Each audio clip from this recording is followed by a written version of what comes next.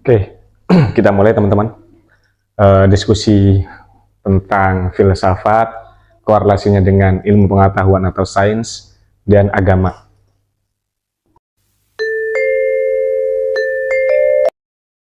Kemarin kita sudah berbicara banyak soal apa itu filsafat ya.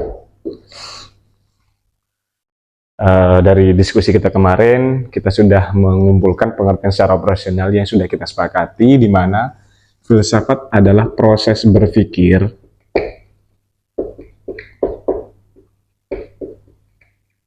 yang tujuannya adalah apa? Sofis ya, kebijaksanaan. Kebijaksanaan. Nah, dua ini mesti kita tandai untuk barangkali bisa mengumpulkan komponen-komponen yang nanti akan kita gunakan sebagai alat menghubungkan antara filsafat, agama, dan ilmu pengetahuan. Kemudian ada karakteristik di filsafat. Yang pertama jelas kritis. Terus apa lagi? Logis, sistematis, apa, universal atau komprehensif, koheren, dan seterusnya. Oke, dari sini barangkali nanti kurang, kita bisa tambahkan. Saya ingin geser dari poin 1 soal filsafat ke ilmu pengetahuan atau kita gunakan istilah sains gitu ya. Di buku juga sudah saya catat, mungkin teman-teman bisa membacanya sendiri. Oke, di halaman berapa kemarin di buku yang sudah saya catat?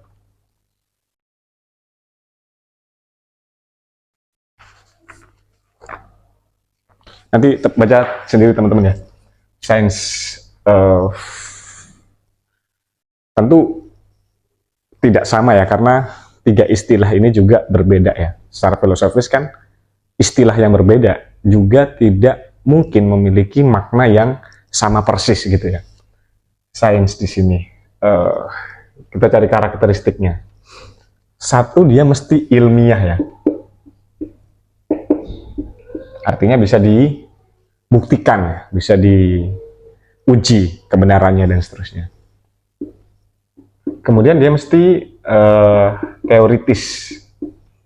Biasanya butuh landasan-landasan teori gitu untuk terus menghubungkan antara ilmu pengetahuan yang sebelumnya dengan ilmu pengetahuan setelahnya dan seterusnya dan seterusnya. Oke. Terus apa lagi? Science. Dia lebih bersifat objektif.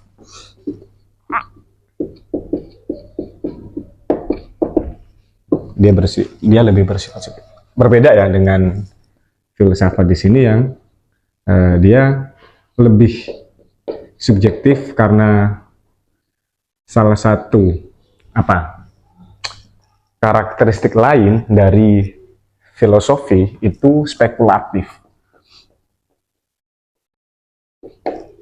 Ketimbang yang sains lebih argumentatif. Oke, nanti kita panjangkan lagi jika memang dari apa yang sudah kita tulis kurang ya, membadai untuk persisnya menghubungkan antara ketiganya. Yang terakhir ada agama. Agama adalah passion ya, atau kepercayaan. Kita tulis aja kepercayaan. Kepercayaan.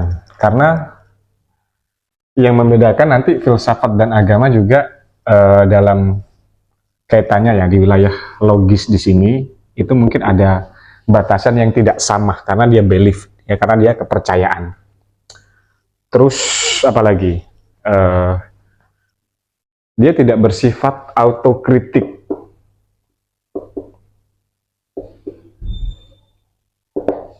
Ya, kalau di sini subjektif, kemudian sains objektif, agama di atasnya ya. Barangkali kita gunakan istilah absolut. kebenaran yang tidak bisa dibantah. Karena kenapa tidak bisa dibantah? Dari awal agama itu harus dilalui dari pintu kepercayaan ya, akan berbeda dengan yang lain-lain di sini. Oke, kira-kira dari sini kita bisa tidak teman-teman untuk menghubungkan dari filsafat, sains atau ilmu pengetahuan atau agama, persis nanti apa yang menjadi kesamaan dari ketiganya dan menjadi perbedaan dari ketiganya. Kita coba hubungkan saja, misalnya begini sederhananya, filsafat ke agama, hubungan yang pertama misalnya. Mungkin tidak filsafat akan digunakan sebagai apa, dasar kajian-kajian agama misalnya.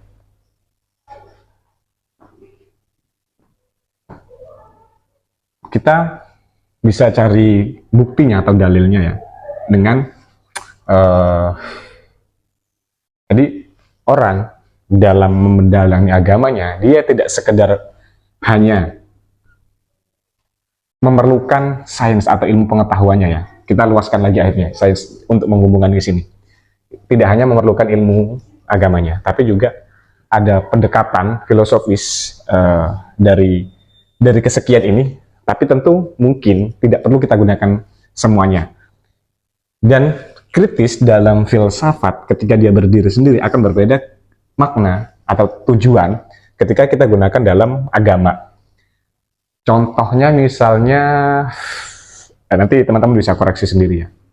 Saya anggapnya orang-orang yang melakukan pendekatan kritis atau melakukan pendekatan filosofis terhadap agama itu ada pada orang-orang sufi atau bahkan ulama ya. Tentu dia memerlukan ini karena concern dari filsafat adalah berpikir, yaitu nalar ya. Tentu ulama pada akhirnya yang dia membuat banyak karya persisnya dalam keagamaan, dia harus aktifkan atau punya potensi berpikir di situ. Nah, sufi dan ulama. Kritis yang dimaksud dalam agama bukan berfungsi untuk mengkritisi apa yang disebut sebagai informasi atau pengetahuan dari agama itu sendiri ya. Misalnya di Islam, karena Islam adalah agama langit, agama yang diturunkan melalui kewahyuan, sehingga kalau misalnya filsafat digunakan dalam agama, persisnya di agama Islam, upaya untuk orang jadi yang dari yang tadinya tahu ya, sampai pada pemahaman gitu ya. Kalau di Islam itu kan ada level juga dalam beragama, ada syariat, rekod dan seterusnya. Saya kira filsafat bisa digunakan sebagai media untuk sampai pada wilayah hakikat ya. Artinya dia gunakan kacamata filosofis untuk lebih dekat dengan bukan agama ya, karena agama juga saya kira hanya media, tapi teis ya, atau teo lebih dekat pada ini kenapa absolut saya kasih di atas karena dia bersifat teo atau ketuhanan. Nah, jadi ketika filsafat digunakan dalam agama, dia digunakan sebagai media untuk menambah keimanan ya.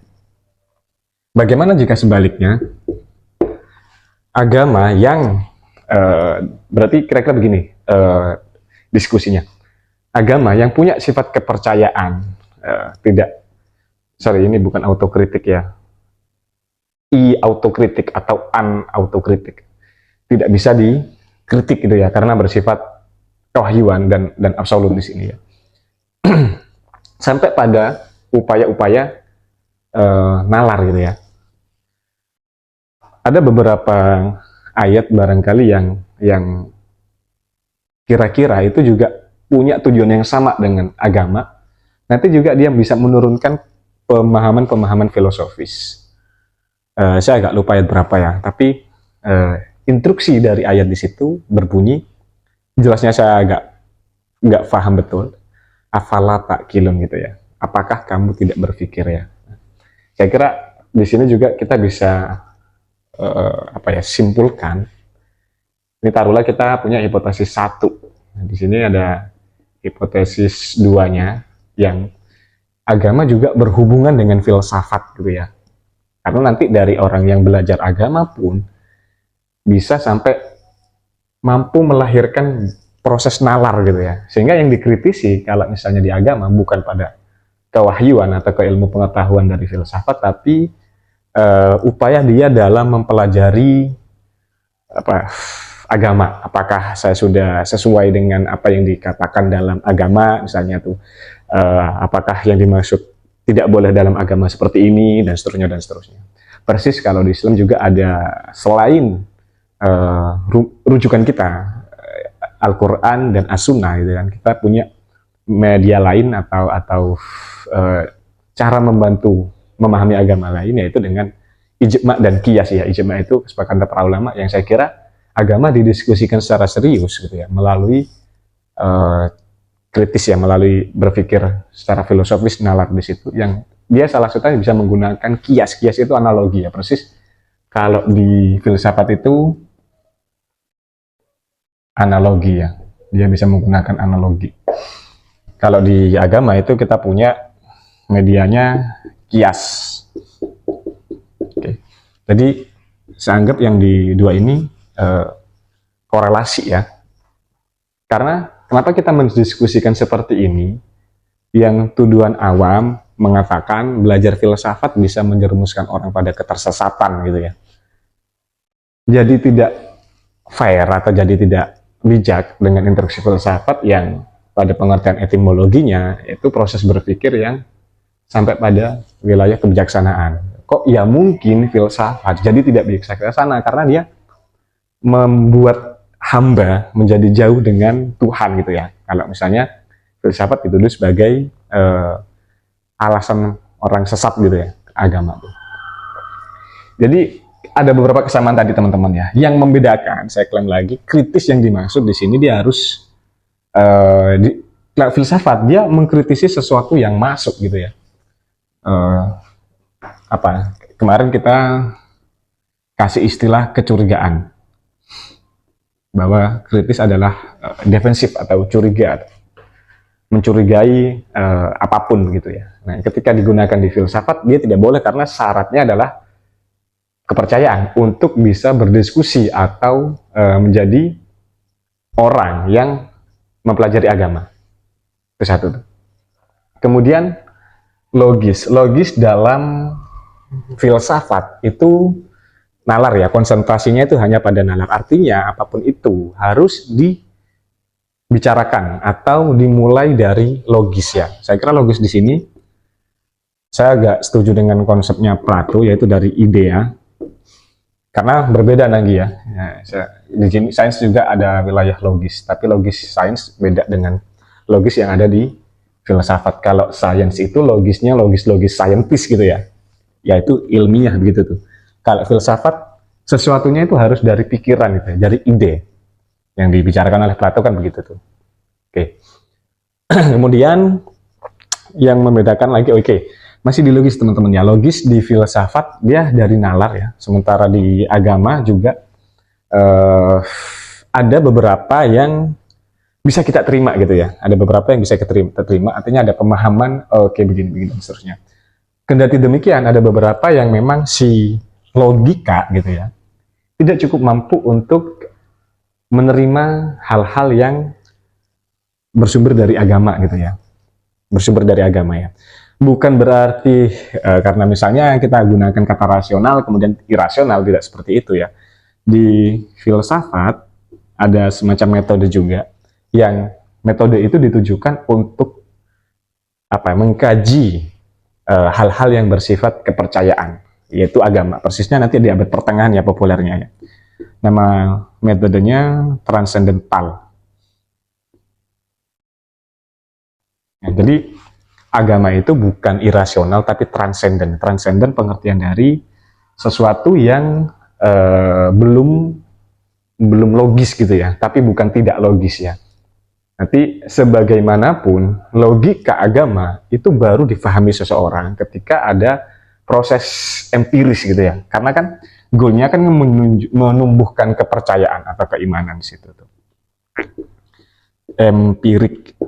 Jadi kita baru bisa memahami ya. Oke, saya catat sedikit teman-teman ya. Tadi soal logis ya. Logis di agama memahami ya, memahami ya. Tidak perlu diperdebatkan antar pemahaman orang karena dia bersifat eksklusif ya. Agama itu kan, oke, kita bisa tambahkan lagi eksklusif. Nah, kalau filsafat kan universal ya. Atau yang di sini ada dia juga harus universal. Kalau agama itu kan eksklusif, sehingga pemahaman atau logika orang terkait agama itu variatif, berbeda-beda gitu tuh.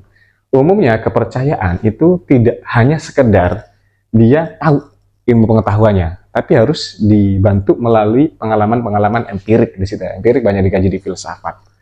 Seperti misalnya bahwa agama merintahkan kita untuk bla bla bla bla dan seterusnya, namun pada akhirnya tidak semua perintah itu kita lakukan gitu tuh, dan macam-macam. Jadi kita akan relatif lebih iman gitu ya biasanya karena ada pengalaman empiris di sini, yaitu pengalaman spiritual. Kan nggak mungkin misalnya kita mengalami suatu kejadian di mana ada ketidakmasuk akalan gitu ya, ketidakmasuk akal atau transenden misalnya. Contohnya misalnya tsunami kan ya, yang dimana orang pada bunyi segala macam, terus si individu itu selamat padahal dia tidak cukup alat untuk bisa menyelamatkan diri dan macam-macam. Ya, gitu. Jadi dekat dengan wilayah keajaiban tuh yang dimaksud dari transendensi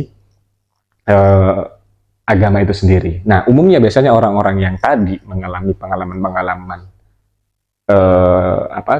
pengalaman spiritual, dia akan baru bisa menumbuhkan kepercayaan atau keimanannya begitu. Oke, dapat ya teman-teman ya. Nanti mungkin bisa ditanyakan lagi karena saya juga tidak menyiapkan secara utuh untuk mengkaji mengkaji 3 variabel ini. Nanti bisa diskusi lagi. Berikutnya sains ke agama. Saya kira jelas ya bagaimana ilmu sains nanti digunakan dalam mengkaji agama. Ya, untuk kita bisa percaya kan butuh ini hipotesis 3 berarti ya. Butuh ilmu pengetahuannya. Ya. Walaupun beda ya sains yang tadi ketika orang sains mengkaji agama, saintisnya itu tidak seperti saintis ketika dia berdiri sendiri gitu ya. Tidak perlu harus melakukan riset, ada akidah ilmiah, teoritis dan segala macam-macam, tidak seperti itu. Tapi untuk kita bisa menjadi agamawan atau orang yang mendalami agama itu juga perlu ilmunya gitu teman-teman. Oke, jadi hipotesis ketiga saya kira kita bisa menerimanya. Berikutnya ada agama ke sains ya. Nah ini yang agak susah juga ya, tapi barangkali kita mengajukan hipotesis saja. Saya memahami agama nanti akan terhubung ke sains karena gini ya, seyakin kita ya. Contohnya misalnya dalam Islam sendiri, hal-hal yang sifatnya saintis itu juga banyak dibicarakan atau diambil dari tadi yang rujukan tadi Al-Quran begitu tuh. Misalnya kita sekali kasih Al-Quran. Bagaimana Ibnu Sina ya, yang waktu itu mengembangkan teori-teori soal medis, juga banyak mengambil dari ayat-ayat Al-Quran, bagaimana dan seterusnya. Jadi ada keterkaitan antara agama dan sains di situ, karena agama sendiri juga membicarakan hal-hal yang sifatnya pengetahuan umum. Jadi salah saya kira kalau agama itu seolah-olah informasi yang membicarakan di luar nalar tadi karena transenden tadi atau kepercayaan tadi. Banyak juga ayat-ayat yang kajiannya itu umum gitu ya, fenomenologis alam, medis dan segala macam di situ tuh. Itu kan bisa kita lihat dari ayat pertama kali turun ya kalau bicara Islam, Iqra ya kan, bacalah gitu kan ya. Nah itu kan selaras dengan dua ini gitu loh. Bukan percayalah gitu ya, bukan percayalah, tapi bacalah, karena dari kamu membaca ya kira-kira begitu, kamu bisa sampai pada wilayah kepercayaan. Kan nggak mungkin kita bisa tiba-tiba percaya tanpa adanya informasi yang masuk gitu, tanpa adanya sesuatu gitu. Oke, jadi saya kira duanya ini juga terhubung. Nanti teman-teman kalau misalnya ada pendapat lain bisa kita diskusikan. Kemudian bagaimana hubungan filsafat dengan sains gitu ya. Berarti sudah sampai pada hipotesis 5. Hipotesis 5. Saya memahami filsafat sains itu sangat-sangat terhubung karena filsafat mother of science gitu ya, dan sains itu ada banyak disiplin, psikologi, biologi, kimia, teknik dan macam-macam. Jelas saya kira filsafat ke sains ya, apa istilahnya, membicarakan saintis gitu ya, melalui kacamata filosofis gitu ya.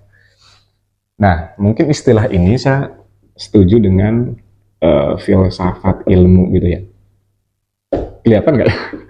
Filsafat ilmu. Filsafat ilmu. Jadi membongkar pengetahuan sains dari ibunya, Dan sebaliknya misalnya hipotesis 6-nya, sains yang sampai pada wilayah pemahaman filosofis gitu. Jadi, mempelajari filsafat dari ilmu pengetahuan atau dari sains ya. Berarti kita balik aja. Ilmu filsafat gitu. Ini hipotesis saya. Ini pemahaman saya sebelum nanti mungkin akan berkembang dan seterusnya. Nggak ada soal juga. Ketika sains ke filsafat, artinya kita mempelajari filsafat dengan ilmu-ilmu filsafatnya, gitu tuh. Biasanya ilmu filsafat gitu ya, penjelasan soal history of philosophy, dan aliran, tokoh, kejadian segala macam. Karena nanti goalnya kan di berpikir ya, atau dinalar ya. Tapi dia akan berbeda dengan ketika filsafat ke mana? Ke sains, dia belok filsafat ilmu. Penerapannya pada wilayah logika gitu ya, pada wilayah logis. Kritis, apa logis. Jadi semua yang ada di karakteristik filsafat di sini digunakan untuk membongkar apa yang disebut sebagai saintis gitu ya. Jadi tidak sekedar mengiyakan gitu loh, karena apa namanya beda ya. Nah, jadi gini, kalau filsafat ke saintis dia tidak boleh menggunakan tadi yang karena dia tidak absolut ya. Jadi dia boleh mencurigai apapun tesisnya, tulisannya dan macam-macam, papernya dan macam-macam dengan seluruh pendekatan filosofis. Kalau di agama dia berbeda, kritisnya bukan pada apa yang itu turun karena bersifat kewahyuan. Itu bisa didapat nggak teman-teman ya? Kita coba kembangkan sedikit soal ketakutan-ketakutan bahwa filsafat bisa menjerumuskan. Apa yang melatar belakangi orang sampai pada akhirnya belajar filosofis sampai dia menolak kepercayaan agama misalnya. Saya kira kan poinnya ada di sini ya. Nah, di hipotesis yang pertama bahkan gitu. Tokoh-tokohnya ada banyak, sufi, ulama dan segala macamnya. Nah, kita bisa lihat dari filosof yang ada di Timur Tengah ya, atau filsafat Islam ya. Kindi dengan dalih supaya Timur punya apa istilahnya ya, punya idola seorang filosof, dia mesti harus membicarakan filosofis gitu ya, membicarakan filsafat gitu ya. Karena di beberapa buku juga disebutkan boleh orang Islam membicarakan filsafat. Itu kan seperti analogi ketika siapa tuh nabi yang kalamullah ya, nabi yang berbicara sama Tuhan, Musa kalau nggak salah, atau Musa kalau apa Ibrahim, Musa yang dia sampai terpental dari Gunung Tursina ke mana tuh, ke bawah kan begitu tuh ya. Kendati Musa berdoa, yang kira-kira narasinya begini, itu ada di bukunya Tahfut at-Tahfut ya kalau tidak salah ya, yang ditulis oleh Ibnu Rusdi apa Ibnu Sina, saya agak lupa. Tuhan, nah itu dialog Musa kepada Tuhan ya. Tuhan, saya percaya kepadamu. Nah, sehingga berbicara agama melalui filosofis itu harus ada syarat agama kita miliki dulu gitu. Saya percaya kepadamu, saya beriman kepadamu. Namun jika engkau menunjukkan eksistensimu, nah, keimanan saya akan bertambah. Nah, seolah-olah begitu narasinya teman-teman ya. Jadi filsafat boleh kita taruh di agama, tapi tujuannya untuk menambah kepercayaan. Karena nggak mungkin filsafat memisahkan agama dengan orangnya gitu ya, karena tidak sesuai dengan karakter kebijaksanaan di situ. Tuhan, saya percaya kepadamu, dan jika engkau menunjukkan dirimu, saya akan menambah keimanan, dan keimanan saya akan bertambah begitu. Syaratnya kepercayaan dulu. Berbeda dengan yang lain-lain. Ketika filsafat dia tidak harus ada syarat, dia harus menggunakan kesemuanya. Sehingga, dan saya kira gini, tidak hanya orang-orang Timur Tengah, saya kira ya filosof-filosof yang punya kepercayaan ya, atau teisme di sini. Persisnya kan abad pertengahan di Barat juga di apa namanya dikuasai, bukan diwarnai dengan filosof-filosof teologi ya, persisnya para pemuka agama Kristen atau Katolik, gereja kan di situ tuh, yang bagi mata filsafat abad pertengahan disebut sebagai abad kegelapan, karena apapun itu harus dikontrol atau dipengaruhi atau di apa istilahnya dilegalisir melalui kacamata gereja atau agama Kristen waktu itu begitu. Tapi bagi kaum gereja ya abad pertengahan menjadi abad pencerahan kan begitu, abad kejayaan. Jadi logikanya jadi balik begitu tuh. Seperti misalnya ya banyak lah, ada siapa tuh, saya nggak lupa, tahu-tahu gini nih, kebetulan saya yang cukup dekat dengan beberapa filosof di Barat, itu ada Kierkegaard ya. Kierkegaard itu kan dari Barat ya, seorang bapaknya juga seorang pastor kalau tidak salah, yang dimana dia punya rumusan bahwa segala sesuatu yang tadi kita bicarakan, kalau pertengkaran dari abad pertama itu kan soal monoisme, Thales menyebutnya air, kemudian dibantah oleh Anaximander ke apa kemarin tuh, api apa tuh, dan seterusnya kan, air, api, udara dan seterusnya, sehingga kemudian sampai pada Neoplatonism disempurnakan menjadi Plotinus ya, namanya Plotinus, dia dari Mesir, disempurnakan menjadi teisme ya. Dari yang tadinya monoisme menjadi monoisme ya. Dari yang tadinya mono menjadi gitu ya. Dari yang tadinya segala sesuatu dari yang satu menjadi Tuhan dari segala sesuatu gitu ya. Jadi segala sesuatunya dari Tuhan dari T begitu tuh. Ada konsep dari Plotinus, emanasi dan remanasi ya. Nah, nanti teman-teman bisa baca sendiri artikelnya, atau mungkin di podcast juga, di tayangan-tayangan YouTube juga banyak dibicarakan. Yang menyebutkan emanasi itu proses peluberan dari pengetahuan Tuhan, gak hanya pengetahuan, bahkan alam juga ciptaan dari Tuhan. Terus nanti ada remanasi yang dari apa yang diluberkan oleh Tuhan itu akan kembali padanya. Nah, ini kan dekat dengan kalau di Islam itu innalillahi wa inna ilaihi raji'un ya. Semua daripadaku dan akan kembali padaku gitu. Dari Tuhan dan akan kembali pada Tuhan. Nah, ini yang maksud saya, konsentrasinya biar kita bisa cukup bijak memahami perbedaan antara ketiganya. Umumnya biasanya dua gitu ya.